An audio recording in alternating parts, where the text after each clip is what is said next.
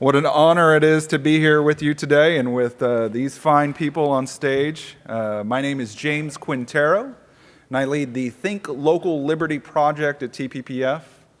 And we are here today to talk about mandatory paid sick leave, an issue that has been fairly prominent in the headlines these days. And as many of you know, a lot of our city governments, or at least, I take that back, a handful of our city governments have thus far begun forcing private employers to provide a guaranteed amount of paid time off to their workers, and those related to their workers. And while it may sound like a good idea on the surface, this kind of local government mandate raises a lot of policy questions and a lot of legal questions. Like, is this within the purview of city governments to begin with? And will this help or will it hurt Texans? And what kind of changes, if any, should conservatives be looking to make? And so, to help me answer these questions and more, I've invited three really, really smart people to join me on stage who are incredibly well-versed on the issue. And I thought that rather than introduce them myself, we could go on down the row and let everybody introduce themselves by name, give a little bit of background, and then give the audience the one key takeaway that they want you to leave with. And so if we could start with John. John, would you introduce yourself and tell the audience a little bit of background and what you'd like them to walk away with from today's talk? Sure, yeah, thanks, James. My name is John Riches, and I'm the Director of National Litigation at the Goldwater Institute, which is TPPF out in the desert, essentially.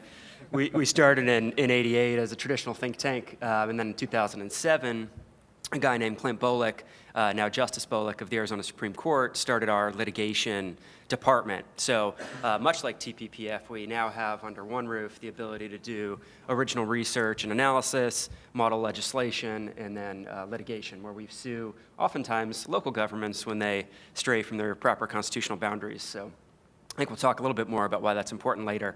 But the one takeaway I think that is worthwhile from a panel like this is this idea that local control in and of itself is a good thing. That is a fallacy. I think most people, and in fact, specifically conservatives, should start to begin to even remove this phrase local control from their lexicon. It is not a good thing. It's like when people say states' rights. States don't have rights, right? States have powers. Individuals have rights. So in the same way that we say local control is a good thing, we should stop thinking that and we should stop saying that, really for three reasons. Local control is not a good thing as a constitutional matter. It's not proper under our Constitution. It's not a good thing as a philosophical matter, and it's not a good thing as a practical matter. Constitutionally, local governments are not afforded any specific special constitutional protection, right? Everyone knows the 10th Amendment says that the federal government is a system of enumerated powers, and those powers that are not expressly delegated to the federal government are not then reserved to localities. They're reserved to the states and to the people. So as a constitutional matter, they don't hold some special protection. And philosophically, of course, it's just a means to an end, local control. The end is the preservation of individual liberty. And local governments can violate individual liberty and oftentimes do, more frequently than other levels of government, violate individual liberty, much more so than other forms. So philosophically, it's a problem. And then practically, it's a problem. For really two reasons. Local governments oftentimes are much more susceptible to special interest capture, and I think we'll have a chance to give you a couple examples of that later this morning. That is a problem, and then of course they're especially susceptible to NIMBYism, right? Not in my backyard. If anyone thinks local control in and of itself is a good thing, has never lived under the auspices of an HOA, I would assume. So that's my broad pitch and overview. I'll step off the soapbox for a moment, and we'll have a chance to dive a little deeper. Well, I like it. So, John, thank you for that. Well, I am one of your state senators. I represent District 25. I'm a doctor, and I think I'm picked here today because I think that, as John was talking about local control, you know, we used to tagline that as good, but when local control becomes loco control, then you have to step back and say, time out. And really, when you think about it, why did we ever like a sentence that had control in it, right? Because that's exactly, you give them an inch, they'll take a mile, to control. And I think looking at policies that promote local liberty is where our focus should be. Now, in response to why we're here today to talk about the mandated sick pay and whatever else the cities plan on doing, the takeaway, to start with what's going to be the takeaway, is that it's a regulatory nightmare. It is not good for Texas economy. Anything that is not good for the Texas economy is not good for you and me and our families and our businesses. So it's more about virtue signaling. Not sure what spurred them to do this, whether it's influence from DC, New York, wherever. They've been spurred to do this. It's more like a virtual signaling, because who they claim to want to help are those that will be hurt the most. And that makes no sense. So it will be at the expense of our businesses, at the expense of our economy, and it is not the role of government. So we'll talk more about that. Thank you, James. Thank you, Senator. Well, good morning. My name is Rob Henneke. I'm the litigation director and general counsel here at the Texas Public Policy Foundation. It was our case, actually, representing the coalition of businesses and business coalitions that filed a lawsuit this year against the city of Austin, challenging the legality of its mandatory paid leave ordinance. And first of all, look, we won. The Third Court of Appeals agreed with us a couple of months ago that the ordinance was unconstitutional.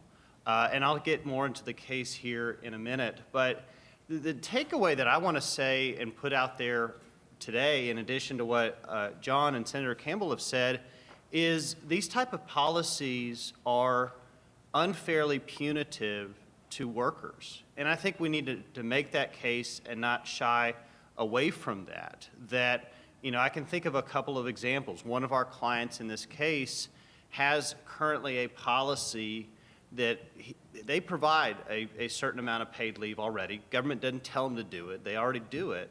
But they have a policy that says if you don't use it all, then you get a certain amount of rebate at the end of the year for not using all your time. And they do that voluntarily. They can't do that under the Austin ordinance. We have another client that's testified that they already give holidays off, and everybody, all of their workers enjoy that.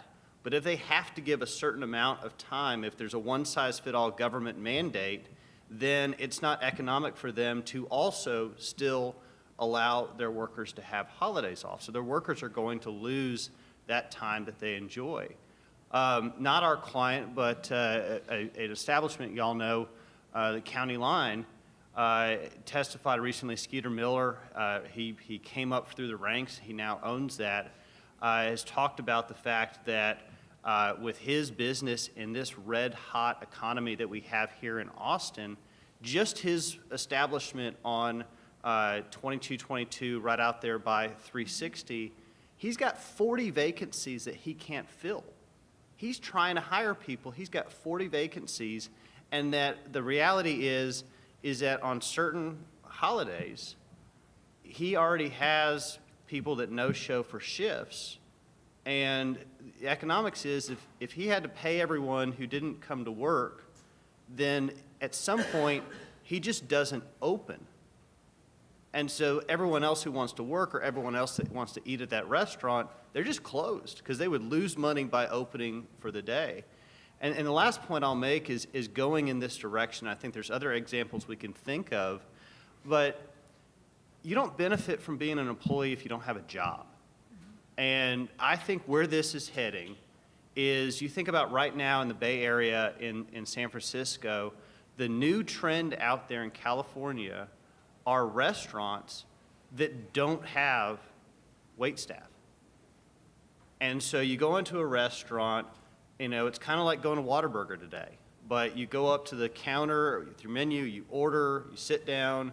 If you need something to drink, you go get a pitcher of water, your food comes up, you go get it, you sit down, you know, and they do that there not because it's some new trend, but because it is so expensive in the Bay Area that it's not cost effective to anymore have waiters and waitresses and people that work in the restaurants. And so they've gone to this kind of thing because that's the only economic way to have a restaurant. Maybe that's your preference to eat, you know, maybe that's a business's choice, but that entire restaurant doesn't have employees what it used to have before. And so the takeaway I want to have is let's think about and start talking about and messaging about how this type of overreach from local government hurts people when people lose the benefits of their choice, lose the opportunity to bargain with their employer, and in many cases just don't have a job anymore that they would count on to be able to provide for them and their family. Thanks, James. Thank you, Rob. And you know, you actually said something I've heard quite a bit at this conference. We won. And so congratulations to you on the case, and I want to get there. But before we do, can you help me set the stage a little bit? Because of course, Austin was the first city in Texas to adopt this kind of ordinance. Can you give the audience a little bit of background, how we got to where you eventually took the lead and successfully sued the city of Austin? Sure. Well, it happened without the input of the business community here in Austin. And I think you've heard a similar narrative of as this is expanded to, say, for example, San Antonio. The business community there was completely shut out as well. The quick chronology of this was in September, October of 2017, Austin City Council person announced, we're going to do paid sick leave in Austin. And then in February, without anyone ever seeing it before, the city council published the draft of the ordinance. So here it is. And businesses came in and said, whoa, you know, we have not had a chance to review this. You know, what are the facts here in Austin? What is the data? You know, what is the basis for this? We need to have a study. Let's meet with employers and talk about, you know, this for some industries. The one-size-fit-all mandate was completely unworkable. Say, for example, the staffing industry that, you know, is the company you call when you have someone that doesn't show up to your work. They have to pinch hit and put someone in at a moment's notice to come work for you. Well, if that person is out, then this mandate would require them to pay double to then have someone else to come work. Anyway, the point is that the business community, the Austin Chamber of Commerce, the Austin Independent Business Association, hundreds of employers came and said, pause, can we work together with this? And instead the response from Austin was no. It's our way or the highway. And then less than 30 days after the very first draft of the ordinance was published, the city council adopted the final ordinance and said, deal with it. That's really not the way the government should interact with citizens, with business, with the community. And it left those businesses and those associations with no choice but to stand up for their rights in the court. They were absolutely willing to negotiate with the Austin City Council, to talk to them, to try to craft something that would actually recognize the needs of business and workers. But that was rejected. And so in April of this year, on behalf of a huge coalition of business interests and individual businesses, we filed suit on their behalf and raised the constitutional problems with the Austin ordinance. First of all, cities can't trump state law. And there was already a state law on the books that regulated the payment of wages, which is really what paid leave is all about. So we said, look, you can't do this because there's a state law that also controls. And in addition to that, there were some constitutional issues, and we need to just mention those briefly. And I think you'll see kind of what the real intent behind this was. First of all, the Austin ordinance, and it's the model for what was done in San Antonio and other areas, exempts unions and unionized employers. Really interesting. And it shows in that choice who's really the target of this and who benefits by being excluded from that. So we made the point in the lawsuit that, look, by only targeting non-unionized businesses, you're violating their equal protection rights to the equal application of laws, and you're also violating their constitutional rights to association, because the right to associate includes the right to not associate. And that's what unionization is. I mean, you have a right to do so, but here in our right to work at will state, businesses don't have to. And then the other thing, too, is that the ordinance went over bounds because it gave the city the power to subpoena the business records of any private business that would have any kind of complaint made about it. Go into your file cabinets, go into HR records, take any kind of documents that they wanted.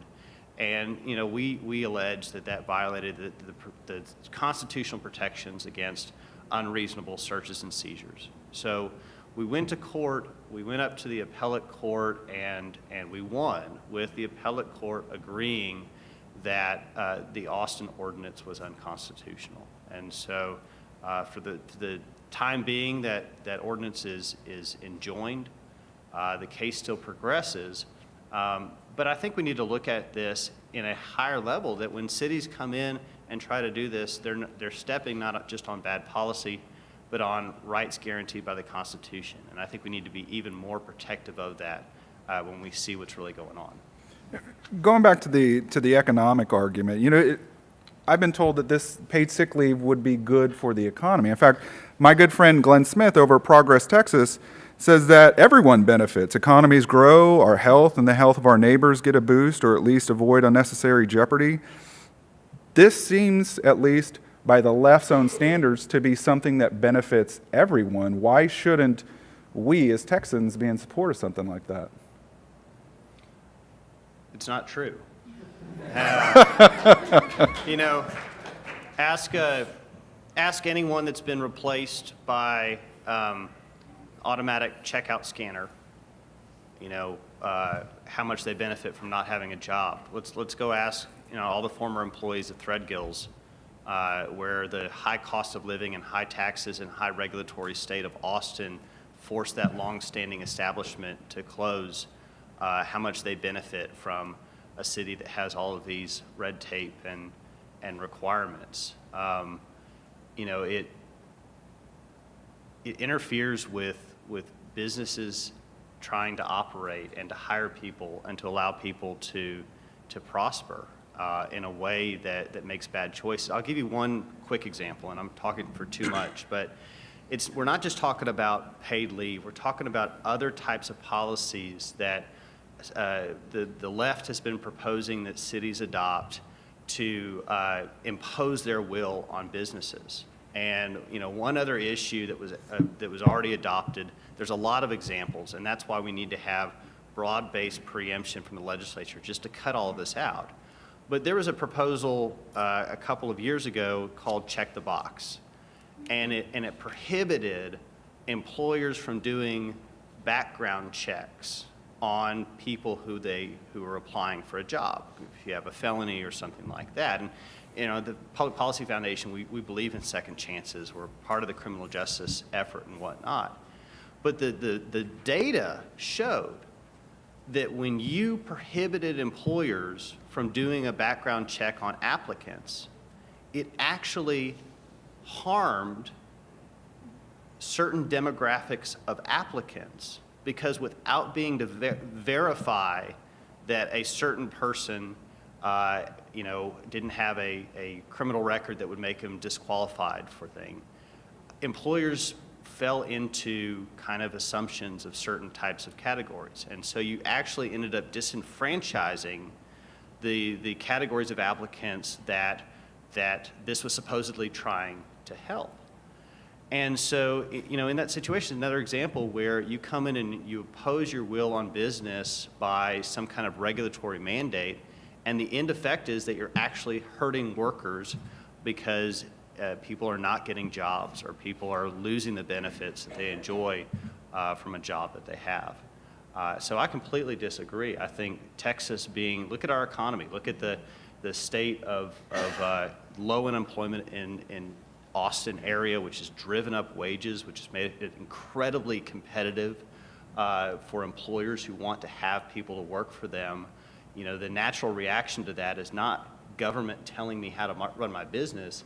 It's me trying to make my business better so that my workers will stay with me instead of going to a competitive or going to a different field. That's where we lift everybody up, not by the heavy-handed government, but by just more jobs, more prosperity, less government regulation to allow people to take home more, to support their families, and to have a better life. Please, jump on in. Yeah, I want to add a little point on this issue of unintended consequences. Of course, the left's favorite boogeyman is the large, faceless, nameless corporation, right? But when they do things like this, particularly at the local level, and they create these extraordinarily high compliance costs, what they're doing in effect is only allowing the big guys, only allowing the large corporations that have the lawyers and the lobbyists that can work their way through these labyrinths of regulations and rules in order to comply with them, stay in the game. And then they end up pushing out the little folks. And this happens across the board when the left tries to get in the game at the local level. I'll give you a quick example. A case that was litigated a number of years ago out in Arizona. There was a woman who sent an email to a couple of her friends because she opposed a local city bond measure. She didn't want the city to assume any more debt. So she sent an email out to some friends and said, hey, we're going to get together and we're going to stand outside the City Hall and do a couple protests and some other things to oppose this bond measure. Of course, the local government came and said, well, nope, you are a political committee, and you are now subject to the whole broad campaign finance scheme that governs people that want to engage in the political process. That ended up being challenged by an ally of ours, the Institute for Justice, and what the court said is, look, in Arizona's 189-word run-on sentence of what constitutes a political committee, even a campaign finance lawyer wouldn't know what's prohibited and what's permissible. And so when you have these patchwork regulations, particularly at the local level, when you have these onerous mandates placed on folks, the opposite of the intent to help small businesses and things like that is often what you see. And I would add to that, that you can't have a patchwork of ordinances because it's cost prohibitive. It creates a regulatory nightmare, as I said at the onset, for businesses. When a business has a headquarters in one spot, take Domino's, take a pizzeria, and they're headquartered in one jurisdiction, they deliver a pizza to your house in one jurisdiction, laws, would change as they cross into the city, that they have these ordinances, and it's a patchwork, and that's a nightmare for any businesses. It's government picking winners and losers. Why were the unions carved out? Why? This is obviously going to favor the big guys. And so the mom and pops, the Main Street shops, if you will, it's the Main Street policies that have lifted all boats, if you will. Texas runs on small business economy, and this will put the small business, the mom and pop, the Main Street out of business, and Wall Street wins. The category killers that, as you said, they've got the money and the lobbyists to fight for this and support it. In my district, and I'm happy to have my friend Christina Aldradi here, she represents the North Chamber, and other chambers have come to me to say what a nightmare this is and how much it's going to cost. And we all know when you pick winners and losers, the small guy gets left out. So the economic model in Texas is working. We heard just yesterday, Texas is #1 in the state for women's startup businesses as well as Hispanic businesses. Why would we want any ordinances that suppress that, stop that momentum?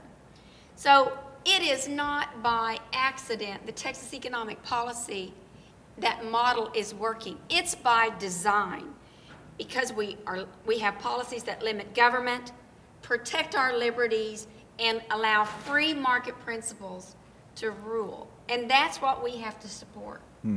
Well, let me ask, and maybe lob a softball back at you, Senator Campbell, too. But it seems to keep coming up over and over and over again, and it seems to be that it's bad for business when you have this fight between the business community and cities, and then you have the next legislative session where whatever particular issue then comes to the legislature. And it seems to me, in my viewpoint, that it's just not the proper role for government beyond certain areas. So let's say what's not on the table here. We're not talking about getting rid of like anti-discrimination laws, for example, or stuff like that. But we're not talking about workplace safety issues or those type of long established policies. But it's outside the proper role of government for government to micromanage businesses. And you can almost make some kind of emotional argument for anything. And that seems to be how the left addresses these issues, with these hypothetical situations that are not supported by data, that they come in and make the case for a particular policy. But where do you draw the line? You can make the case that, and I'm not being facetious at all, but how fair it is it that people now have to commute to work, and so we should have mandatory commuting compensation, or maybe it's better for your employees if they exercise, so maybe we should have mandatory health club membership stipends or something like that. I mean, you can make an emotional case for pretty much everything, but that's not where the role is. And it's bad for business. It leads to this patchwork quilt of regulation. It leads to these ongoing fights. And I think there's a greater need to just say stop. Let private business operate themselves. Let them compete in the free market environment. And if another business has better benefits or better practices, they're going to get better workers. That's how it's going to work. So, what are your thoughts on where we are now, given kind of the past couple of years of this contentious back and forth? Well, I'd like to say when you pass one law and it seems like a good law, you don't have to go back and visit it again, right? But, we are very appreciative of what you guys did, the work you did in winning the case at the third court. Obviously, it's now been kicked back, and we don't have, what's going to happen in the end. So with that being said, I would ask a question, and this may be a long route to get to your actual question to me, but a rhetorical question: do we want to have something so important as our economic liberty in the hands of activist judges? Well, I think everybody here would say no, right? So we have to go back to the legislature, even though we have a Texas Minimum Wage Act, and we're not challenging anything at the federal level. That all is still protected. But we have to go back with belt and suspenders now to hopefully have broad enough legislation to stop this unending, emotionally driven, virtue signaling driven ordinances to make somebody feel good. Policy needs to be based on science, outcomes, measurable data that we know work. So for me and for others in the Senate, we will go back. We're already looking at the best legislation we can file that is a more overarching, legislation to stop the other things you can think of, because they're thinking of them too. How we can do that, and then we will specifically file something directly against sick pay leave, mandatory sick pay. That's what we're going to do. I can't answer the hypothetical, well, what are they going to do next? Because who knows? Right. Who knows? But what we do know is that, market dynamics can solve government dilemmas. And a lot of their dilemmas are hypothetical and they start with them. But I think what gets painted out there in messaging is that it's a false dilemma that's out there. This isn't a problem. 80% of businesses already have sick paid time. For those who don't fall under that 80%, 89% when you look at big companies. But for those that don't fall into already having sick pay, they have other benefits. They have flexibility in their schedule. They're temp workers, temporary. They can switch out with other workers if they had to take off to be able to get their hours. Private business knows best what perks to give their employees to keep the best employees. Government doesn't have to help them with that. Right. Government is stepping in, it's egregious, and it's out of their purview. They need to stay in their own lane. They've got a $4 billion budget in Austin, and they still can't fix the traffic, the housing, and you still had to boil your water. Well, and I want to piggyback off of that comment. I've long suspected that there's a larger play. There's a larger play involved. And I read a recent Texas Monitor article with great interest, and it says that national advocacy groups based mostly in Washington, D.C. and Brooklyn, New York, were responsible for 1.8 million of the 2.5 million contributed and loaned to the Political Action Committee leading the effort to mandate paid sick leave workers in Texas.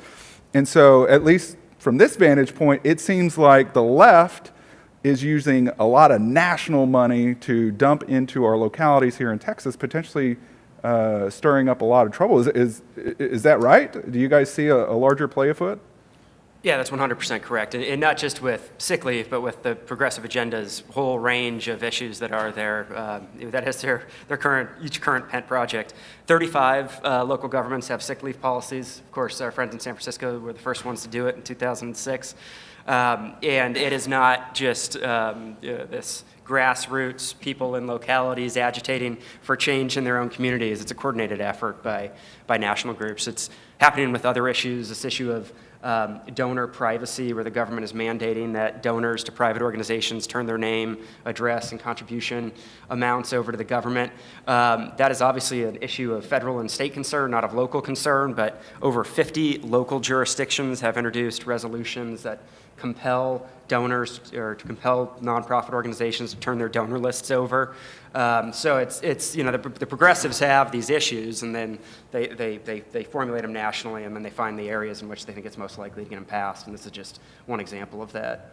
And I would say that, Texas needs to be back in the role that we've always recognized Texas, and that's a leader. We will fight, and I know I've got folks that will help. We will fight to keep, for instance, San Antonio from becoming San Frantonio. But we're going to need help. And when the legislation comes around, we will need, and we've got representatives from the chamber here, we will need you out there on the trail explaining, messaging how this does harm small business and the economy of Texas and the people that they profess to want to help. Mm-hmm. Because we cannot let this stand in any way, shape, or form. And so I wonder then, if there's a larger play here, does that then maybe encourage the legislature to take a broader based look at some of the regulatory reforms that could potentially be put in place this session? Well, hopefully.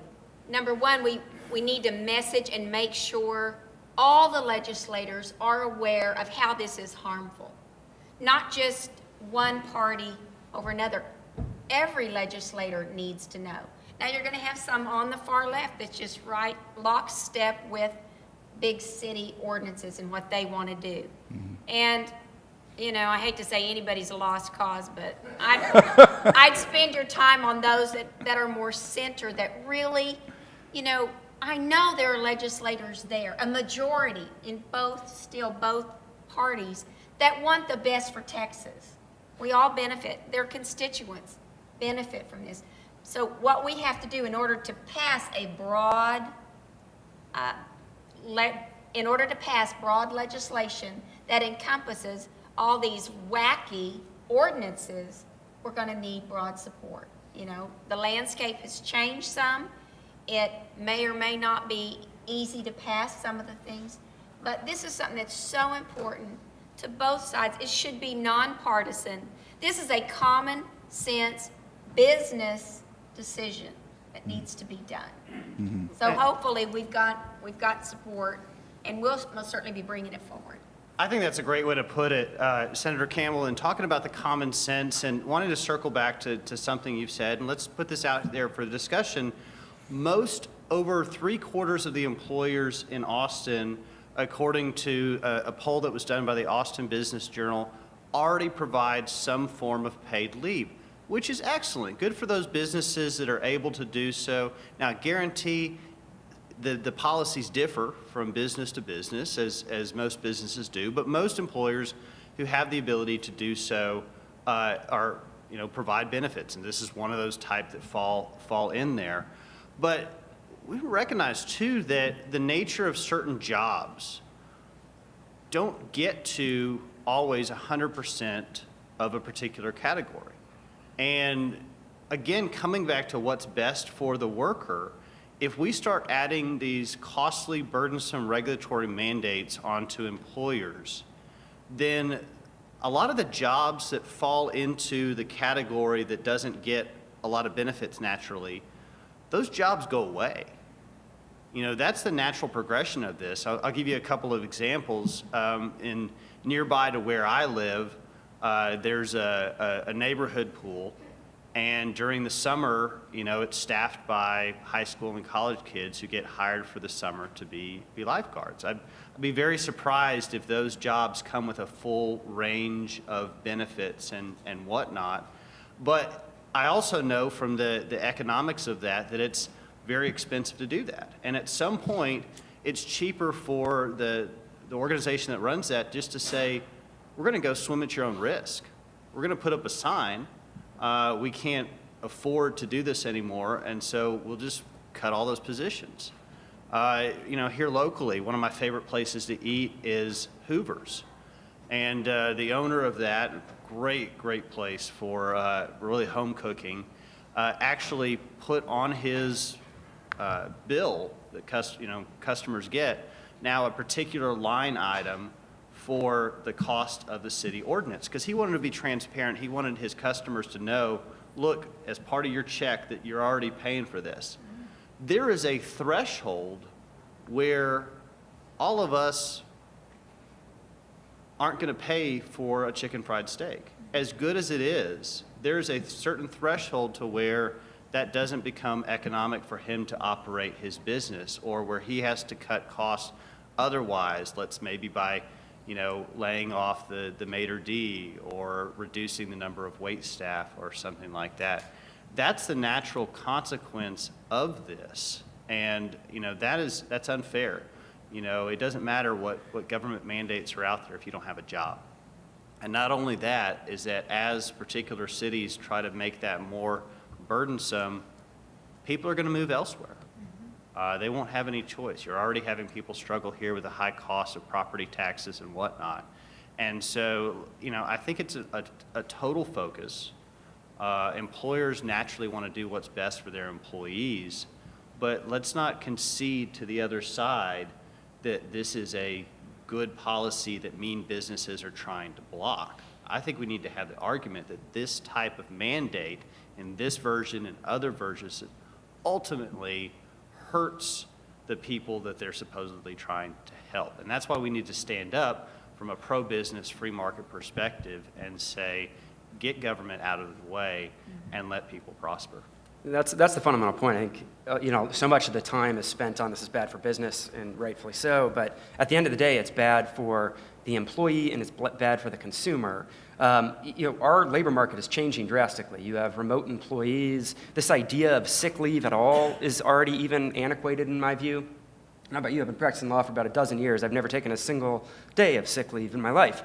But my employer offers paid time off because that's what the employees demanded and asked of our employer. So whether you want to take the day off because you're ill or you want to pick your kid up from school early or whatever, at the end of the day, the employees in conversations with their employers should be making these decisions. And honestly, we're in the tightest labor market of our ever right now. So there's an awful lot of power for job seekers to try and get the benefits that work for them. And then, of course, all of these costs are passed on to the consumer. Everybody knows that. In Arizona, we passed, unfortunately, through the initiative process, and we can talk more about how that's a problem, but we passed the initiative process, a mandatory paid sick leave and mandatory minimum wage in Arizona, of all places. And there's a small college town outside of Phoenix called Tempe, where Arizona State is. And once this law was implemented, there was a Buffalo Wings local business there. They put a sign on the door that says, "Sorry, no more free ranch as a result of the minimum wage and sick leave." Yeah, now college kids aren't getting their free ranch as a result of these government mandates. So these costs are passed down. So the panel's logic and reason are sound, but as we all know, in committee, the left's going to bring up a hypothetical instance where a single mother working 2 jobs has, a couple of kids at home, and those kids get sick, and now here we big bad conservatives are telling this single working mom that she can't go take care of her sick children. How do we respond to that? How do we get across reasonable policy in that kind of instance? Well, as a physician, we know that there are sick people all the time. We don't want people coming to work sick. As a mom, I've had sick children before. But this has been dealt with between employee and employer for years. For those that do have just paid time off, X amount, they can choose to do that.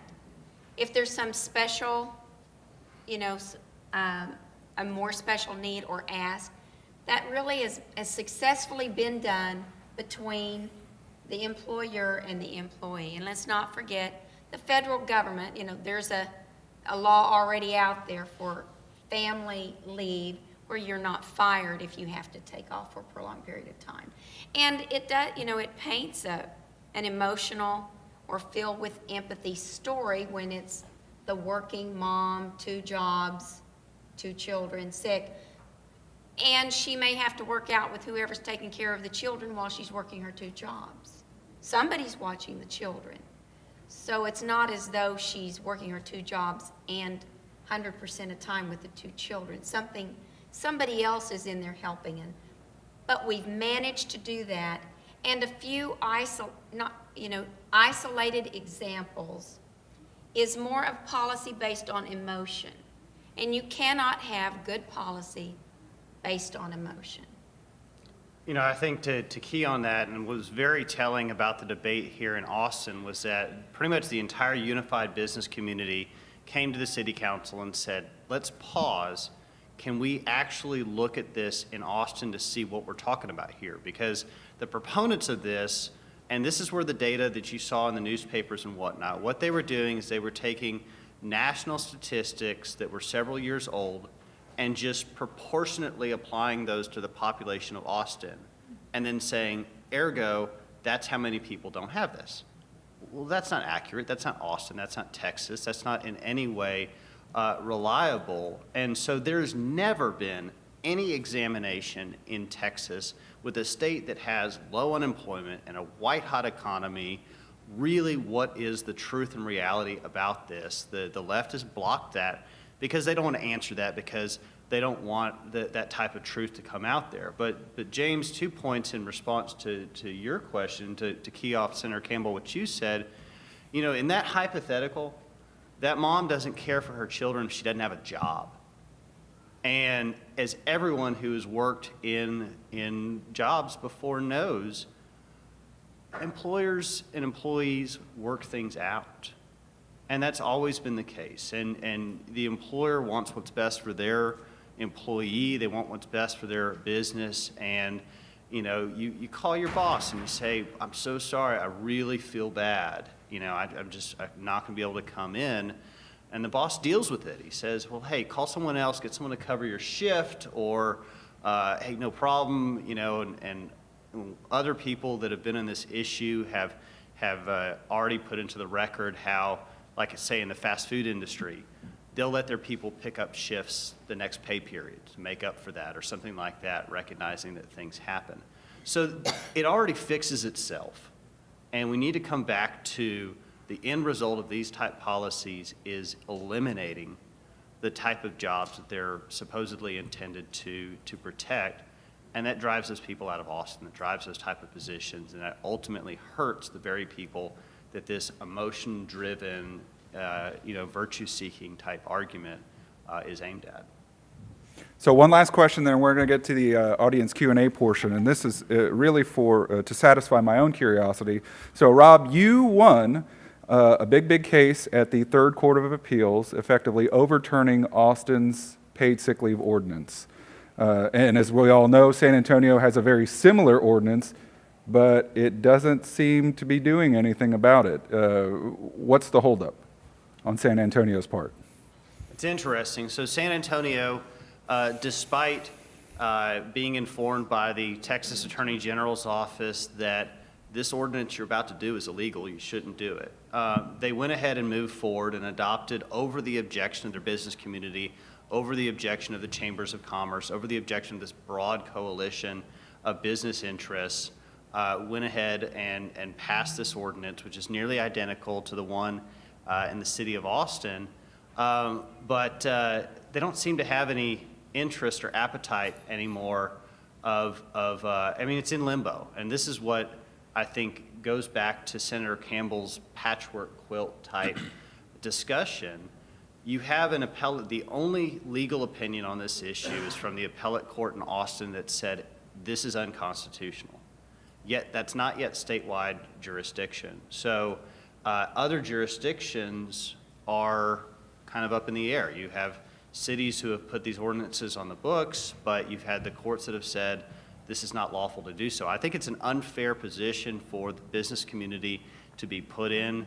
Frankly, and I think the business community was correct in coming back to the mayor of San Antonio and saying, you should repeal this ordinance, at least until the courts have fully weighed in or the legislature has had a chance to act. Where do you leave us when you have a law that courts have said is unconstitutional remain on the books? So we'll get more clarity, and I think that the jurisdictions, the cities that continue to proceed forward to this are really being unfair to businesses and to employers by leaving them in limbo when really the only clear authority on this has been without a shadow of a doubt clear that this type of regulation violates the Texas Constitution. Senator, did you want to add anything? Or? No, I couldn't agree more. Good. It's not in effect right now. It goes into effect later this year, and hopefully before then, the sword that we carry forward will strike it down. Good to hear. Now let's transition to audience Q&A. Does anybody have a question out there? Yes, sir. Gentleman in the back. I'd like to get the response of the panel to actually a statement I'm going to make, because I'd like to answer your question. What you do to that committee member who brings up the hypothetical example. And I would like my state rep or senator to say that's not one of the powers that the people delegated to you to interfere in their lives, and you need to concentrate on those aspects of government that we did give you power to enact. Panel in response? Well, I'm not sure that there is any response from me except I agree. So that's where I sit when I'm on the dais. Right, and I think this just gets back to the structural problem with localities passing these areas that are broadly, ought to be either preserved to the people or in the general police power of the state, right? I think oftentimes conservatives get this wrong and they get confused. They think of cities vis-a-vis the state as they think of the state vis-a-vis the federal government. And as I mentioned in my opening remarks, our constitutional structure is nothing like that. The federal government is a system of specific enumerated powers The general police power resides with the states, and of course, the only proper exercise of power is to preserve individual liberty. Cities don't have any inherent power. They only have that power that is delegated to them from the states. Now, of course, there's charters and certain provisions of state constitutions that create exceptions there, but that's the broad framework. And the reason that is the broad framework is to preserve individual liberty, not to empower local, 1,000 local petty Caesars. That's right. Well said. Yes, sir. Gentleman in the back. Hi, I'm self-employed, and I notice these city ordinances don't make a provision for me to get paid when I'm sick. So if you can't get a bill through that outlaws this, could you at least get a bill through that says that cities that pass this ordinance have to pay self-employed people when they get sick? Maybe that would change their minds on these things. Well, Thank you. Brian, that's quite comical, and, they've got a $4 billion budget. Who knows? They might agree to that. Oh, Senator Graham. Senator Graham? Yes, sir. Senator Graham. Well, first of all, I'd like to, I think what's happening is that everybody's making a statement, not a question, and I'm going to make a statement myself. But I want to thank Senator Campbell and her leadership, for example, on the successful effort that the Texas Public Policy Foundation was involved in stopping cities from forcibly annexing people that had nothing to do with the city, shared no common interest with the city, and the only relationship was the city wanted their money. We were successful in stopping that. But I think we are in the process in Texas of watching the cities turn Texas into California. And I do think that our panelists made an important point. People think of the cities in the same context they think of the states in the federal constitutional system. And I think we ought to be pushing state government to simply declare that cities ought to be carrying their function out, and they ought to specify what that is and basically bar them from getting into these other areas, and certainly override them when they do. Because I think, again, most Texans live in cities. So you move to Texas to escape government, but if you move to Houston or Dallas, you move to California. Yes, yes. And clearly that's something we need to stop. I see that as a real danger to keeping Texas, Texas. And if I could add real quick on that as an exclamation point, and thank you, Senator Graham, just to highlight Senator Campbell's role, not only on the annexation issue from last session, but also on this issue. It was really important when we were first getting our case off of the ground. Senator Campbell pulled together a coalition of 27 or 29 legislators that all filed a brief from the perspective of the legislature in talking about how state law already trumped this, and it really gave momentum to the issue to have that viewpoint from Article 1, but you led that, and thank you for that. And I think the takeaway to Senator Graham's point is the message should be cities, stay in your lane. Mm-hmm. Understand your role of government. It's potholes, it's a good police force that takes care of, protects the public safety. You have certain responsibilities. Do those well, and leave the rest alone. And I think that could be an overall theme. But thank you for your comments, Senator And Graham. Senator Graham, thank you so much for your support, your leadership. I've counted on you, and thank you so much for the wisdom that you bring, and this is exactly right. And I hope that the legislation that we can push through will help keep cities in their own lane and keep Texas from looking like California without the Pacific Ocean. Thank you. All right, we got three gentlemen right here.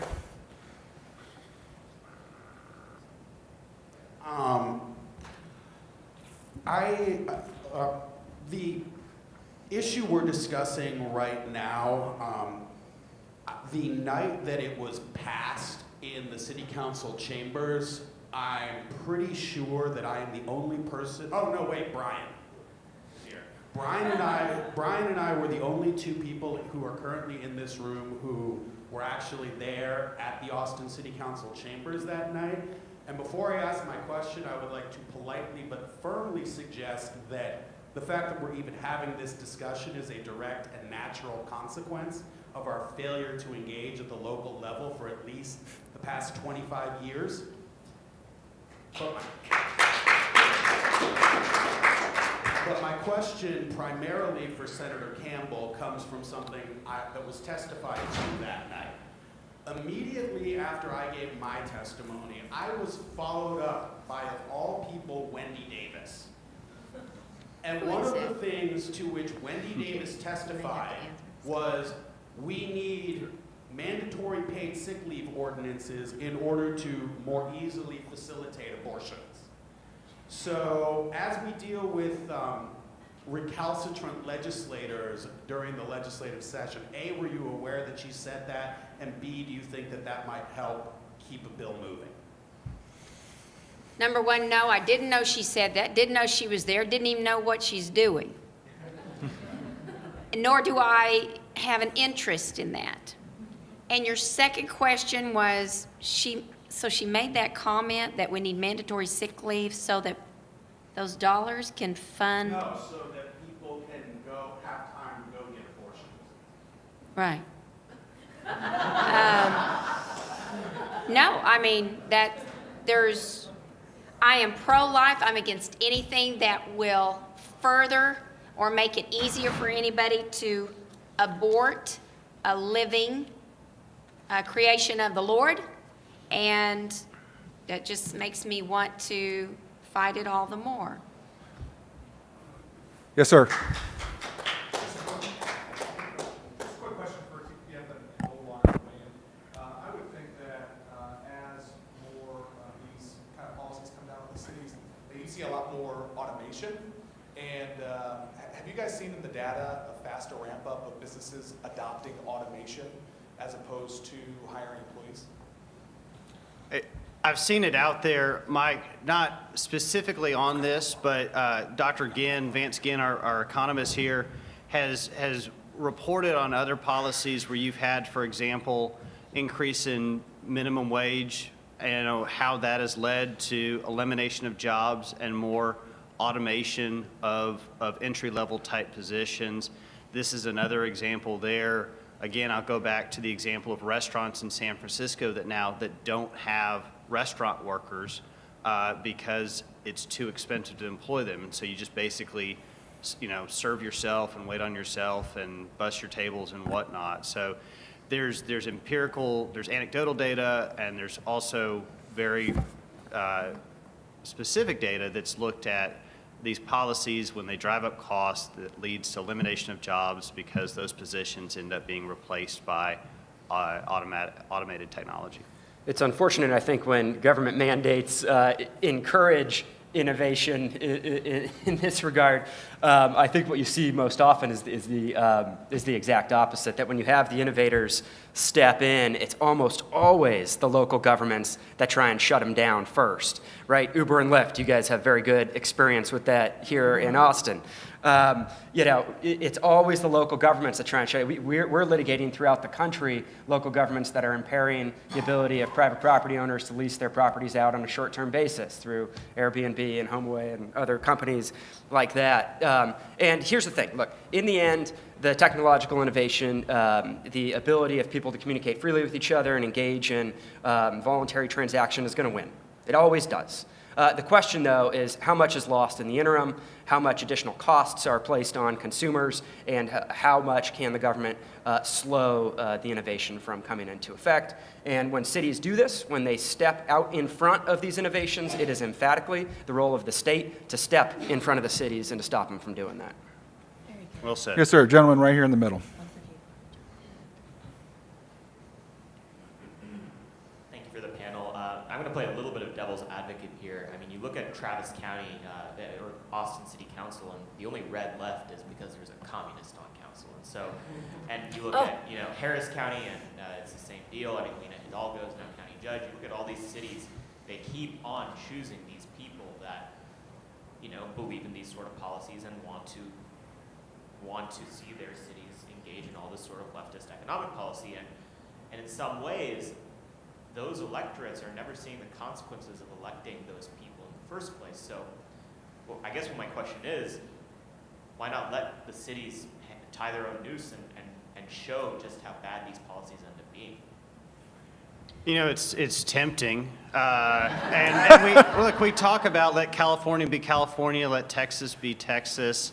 And I think if you look at federalism, where, we have 51 imperfect solutions as states can act as the laboratory of democracy, our model is to look at different state-based policies, but it's our job here in Texas to take care of our own and to respect the proper role of government and to take care of people in jurisdictions that may have leadership that wants to adopt policies that are bad for their constituents. And that's why we have a Texas legislature. That's why we have amazing leaders like Senator Campbell. That's why we have, the state form of government we have, and the idea of local government that should stay in its lanes. That if there's going to be policy that affects business, it should be laws passed by the Texas legislature that are signed by the governor that are subject to the scrutiny and the light of day of the entire state to look at. And for the areas that want to hurt workers and to adopt these policies that are bad for business,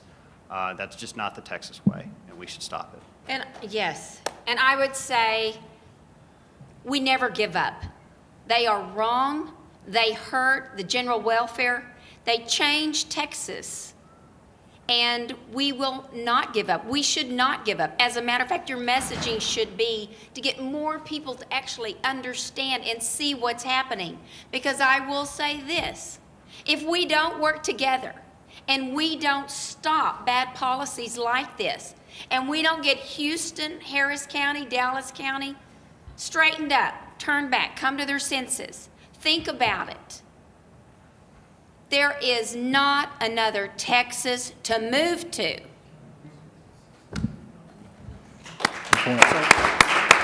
Yes, sir. Gentleman in the red, and then you, David. Yes, sir. A quick question. So I'm from Williamson County, so we get a lot of the benefit when Austin does something stupid. Reminder, Williamson County is open for business. And just wanted, so what can we do to promote business communities and towns that are not just, instead of just going after those that are doing the wrong thing, how can we better promote those that are doing the right thing and are open for business and are great business climates?